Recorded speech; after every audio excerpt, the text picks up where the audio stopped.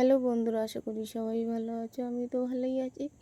তো এখন বাজে ভোর 4টে, উঠেছি রাত 3:30।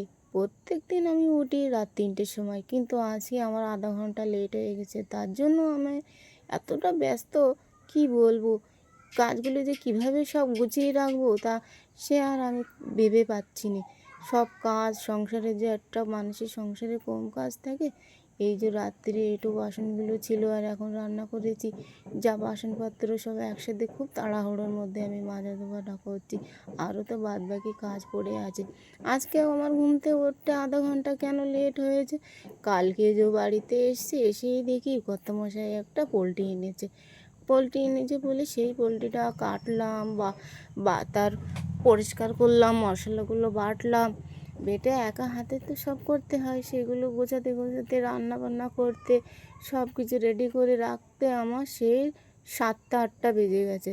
তারপরে আমাদের খেতে খেতে 9টা বেজে গেছে।